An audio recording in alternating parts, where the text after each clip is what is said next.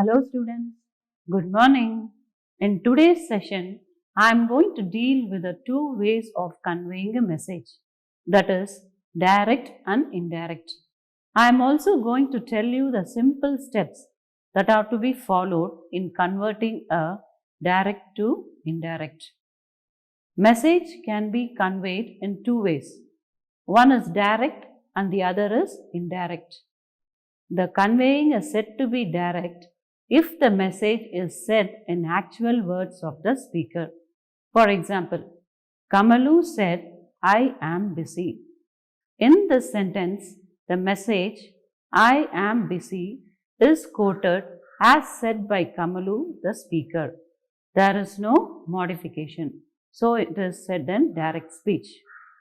The conveying is indirect if the message is conveyed in our own words.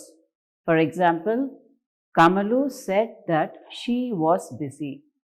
In this sentence, the message conveyed by Kamalu, "I am busy," is modified by using our own words as she was busy.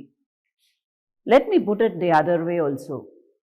When someone questions, "What did he say?" or "What did she say?" if you repeat the word spoken, then it is direct speech. If you report the word spoken, then it is indirect speech. Are you clear? The conversion of direct to indirect has some steps that are to be followed. To start with, let us have a glimpse of these steps. So the first step is identify. The second step is change the reporting verb. And the third is replace the speech mark with that. Change the pronoun is the fourth step. And the fifth step is change the tense. The last but not the least is change the words that specify time and place. Now let us see the steps in detail. The first step, identify. What are we to identify? To transform a sentence from direct to indirect, the following aspects are to be identified in the sentence.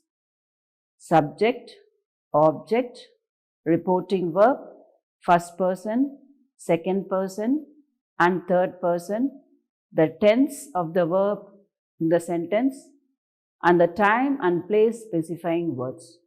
For instance, look at the sentence given here. Sam said to Ram, "I will join you and John tomorrow." So here in this sentence, Sam is a subject. Said to is a reporting verb. Ram is the object. I is the first person. Will join is in future tense. You is the second person. And John is a third person. And tomorrow is a time denoting word. Once the above said aspects are identified, we have to start changing. So let's start with the reporting part first. In the reporting part, the only change you make is with the reporting verb. So how are we to change the reporting verb? Regarding the reporting verb, the following changes are to be made. If the reporting verb is said to, it becomes told. If it is said, there should be no change in the reporting verb. Said should be written as said itself. Say to becomes tell and says to becomes tells. Step 3. You have to replace the speech mark with the conjunction that.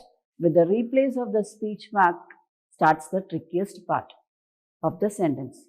But once you master the changes by practice, then the transformation of direct to indirect speech is a piece of cake.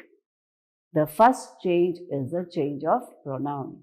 How to change the pronoun? The change of pronoun becomes easy once when the first person, second person, third person, subject and the object in the sentence is identified.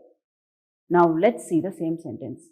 Sam said to Ram, "I will join you and John tomorrow." In this sentence, Sam, who is a speaker, is a subject. Ram, to whom Sam conveys the message, is the object. I refers to Sam, who is the subject, and he is also the first person. You refers to Ram, who is the object, and he is the second person. John, who is not physically present in the scene, is the third person.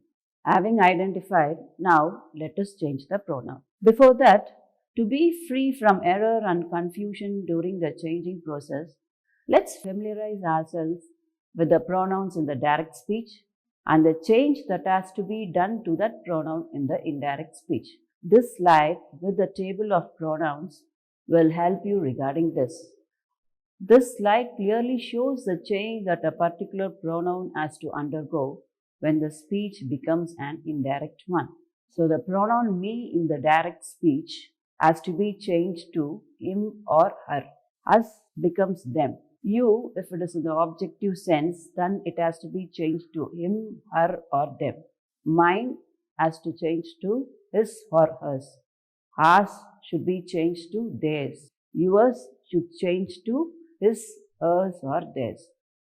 Similarly, I in the direct speech should be changed to he or she based on the gender. We changes to they. You, if it is subjective, then it should be replaced by he, she or they. My changes to his or her. Her becomes their. Your becomes his, her or their. Regarding the pronoun you, let me make things clear to you. See the example 1. Harish said to Kumar, "You are my friend," is a direct speech. When you convert it into an indirect speech, it becomes Harish told Kumar that he was his friend.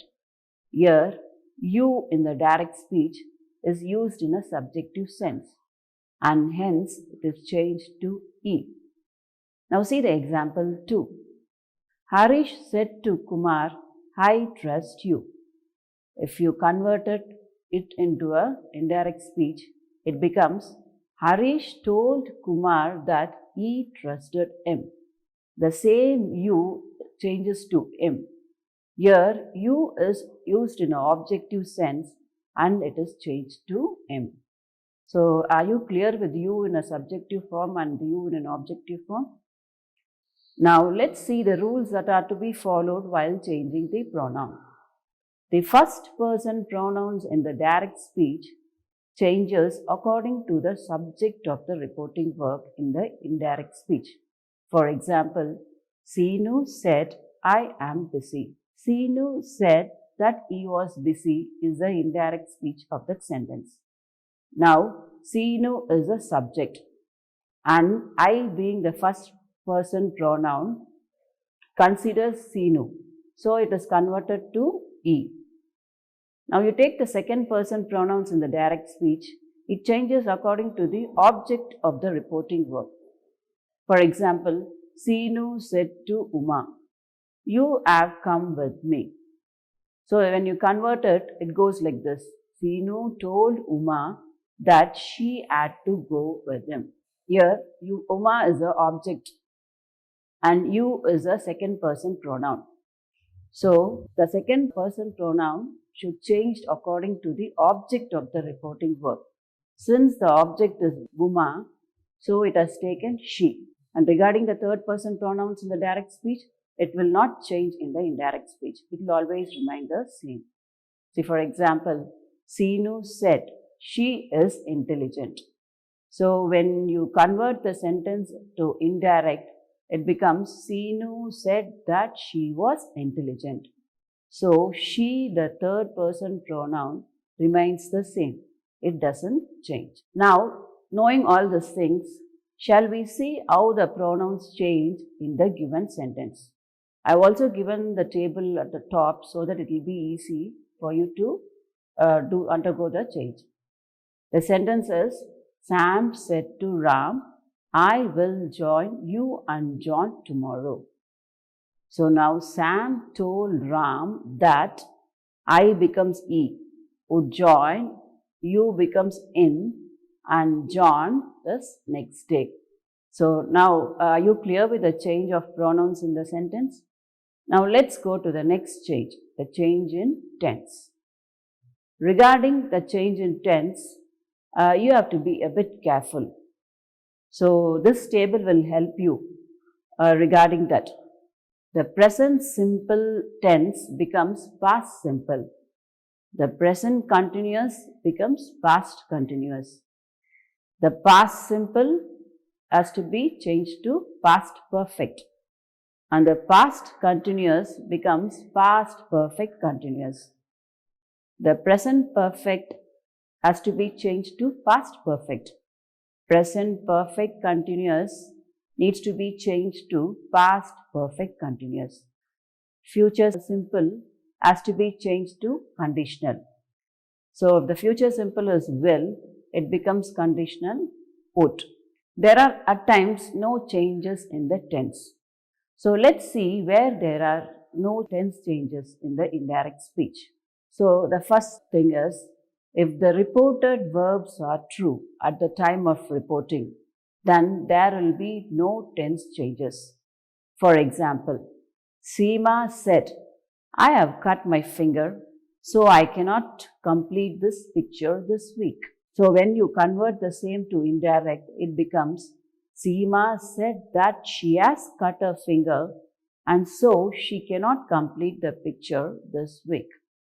So here the tense remains the same because the words are true at the time of reporting. And the next is, if the reporting verb is in present tense, even then there is no tense changes. For example, Ravi says, I am sick. If you convert the sentence to indirect speech, then it goes like this. Ravi tells that he is sick. The third thing, the reported words, when it expresses a general truth, then there will be no change in the tense. For example, the teacher said, the earth moves around the sun. In that case, if you convert the sentence into indirect speech, this is how we have to write the sentence. The teacher said that the earth moves around the sun. Here the word moves remains the same. The tense does not change because it is a general truth. The reported words refer to an unreal situation. In that case, the tense will not change. For example, he said, if I were rich, I would build a mansion. In that case, if you convert the sentence into indirect, the sentence goes like this. He said that if he were rich, he would build a mansion. So it is only in these cases the tense does not change, or else the tense has to be changed, and the table which I have shown you regarding that will help you. Now let's go to the next change. The change of demonstratives and adverb of place and time and models. So the table given here will help you regarding that. And regarding the adverb of place and time, let us see the words given here. Today in direct speech becomes that day. Now has to be changed to done or at the moment. Yesterday becomes the day before. Days ago becomes day before. Last week has to be written as the week before. Next year changes to the following year. Tomorrow is replaced by the next day or the following day. Year becomes there, this becomes that, these become those. Ago has to be changed to previously or before. Tonight has to be replaced with that night. And regarding the models, will becomes would, can becomes could, must is written in the same way, whereas have to becomes had to. May or might is to be changed to might. Should remains should, and ought to remains ought to. Having seen all the rules, let us try our hand to the sentence which was traveling with us for the session. So the sentence is, Sam said to Ram, I will join you and John tomorrow.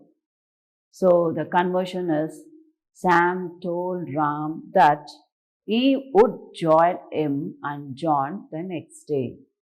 So will join becomes would join. The sentence which was transformed is a declarative one. It's the same with other types of sentences also, except for few changes. Shall we go to that part also?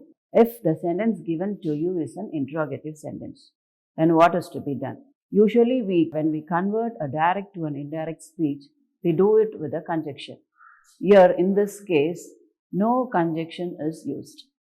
If a sentence in direct speech begins with a question, I mean the question word, the question word itself acts as a joining clause. For example, the boy said, "Where do you live?" So when you transform the sentence into indirect, it becomes, "The boy inquired where I lived." So the question word where itself acts as a joining clause. The next one. If a direct speech sentence begins with an auxiliary verb or an helping verb, the joining clause should be if or whether. For example, she said, "Will you come for the party?" So here there is no question word as what, where, or when. So it is with an auxiliary verb. In that case, the joining clause should be whether or if. So when you transform this sentence to indirect, it becomes, "She asked whether we could come for the party." Now, if the sentence is imperative, you know what imperative sentence is? Can be either a request or a command. So in that case, the imperative mood in the direct speech changes into the infinitive in the indirect speech. For example, she said to her, "Please complete it." Here in this sentence, since it is a request, the reporting verb can be written as requested. She requested her. Remove the word please and it takes the infinitive there to complete it. So the sentence is, she requested her to complete it. The next sentence. Hamid said to Ramit, "Sit down." Now since it is an order, the reporting word can be ordered. Hamid ordered Ramit to sit down. So every time an imperative mood in the direct speech changes into the infinitive in the indirect speech. Now coming to the exclamatory sentence. In exclamatory sentences, the words that express grief, sorrow, happiness, or applaud, that's what interjections, are removed and the sentence is changed to an assertive sentence. For example, she said, "Alas, I am undone." So here alas is an interjection. So it has to be removed and you have to write it in an assertive form. So the sentence goes like this. She exclaimed sadly that she was undone. So I have also given you a table where are shown the first person, second person and the third person. So this will also help you in preventing you from any confusion or anything. So these are the basic things which you should know regarding the transformation of a sentence from a direct to an indirect speech. So children, I think that you would have all understood and you would have got a clear idea of what are the steps that are to be followed when you convert a direct speech sentence to an indirect speech sentence. So now shall we go to the next grammatical category for the day? Phrasal verbs are everywhere in the English language. They pop up here and there in our day-to-day conversation. They are short little 2 or 3 word phrases that can mar your ability to understand when you read or listen if not familiar with them. Just like any other aspect of language, it also needs to be given attention. For example, the word pick is just a normal verb. It is not a phrasal verb. But when you add the word up, it has become a phrasal verb and it means different things. Pick up means improve. It also denotes collect something. The other meaning for pick up is also acquire knowledge. The addition of the tiny word up has made such a difference to one particular word. So that is phrasal verbs. What is a phrasal verb? A phrase that consists of a verb with a preposition or adverb or both, the meaning of which is different from the meaning of its separate parts, is called a phrasal verb. Look at the highlighted words in the following. I will get the ladder and a stick and pull down those crab apples. So in this sentence, pull down is a phrasal verb. The next sentence. A picture fell off from the wall onto his head. The word fell off is a phrasal verb. So the words and the color mentioned in the sentence are called as phrasal verbs. Here are few phrasal verbs with the meanings. Stay away is a phrasal verb. It means do not approach someone or something. When you use it in a sentence, you can say this way. Stay away from me. The next word is hold up. To hold something in a high position so that it can be seen. Hold up the paper. Let me see what is written in it. This is how you can use the phrasal verb hold up in your sentence. Pick up. Pick up means to lift someone or something from a surface. So I picked up the child as I returned home. So you have picked a child as you are coming to home from your office. The next word is make off. Make off means to leave quickly, especially after doing something wrong. The children made off as soon as they broke the glass. So they didn't want to get scolding from anyone. So they just left the place quickly. Put up with means to accept someone or something unpleasant in a patient way. Teachers always put up with the pranks of the students. Won't we do? Won't we accept you, though you do all sort of pranks with us? We put up with whatever you do. Break in is the next phrasal verb. Break in means to enter a building by force, especially in order to steal things. A robber usually breaks in someone's house to steal the things. Set aside means to keep or save something from a larger amount or supply in order to use it later. Set aside the sweets, we can have it tomorrow for the party. The next phrasal verb is let off. To allow someone not to do something that they were expecting to have to do. Next one is pull through. To manage, to stay alive after you have been very ill or very badly injured. The boy somehow pulled through when he met with an accident. The last one is given. To stop competing or arguing and accept that you cannot win. When you fight with your friend and when you give in, it means that you have stopped arguing with him. You say, okay, I agree with whatever you say.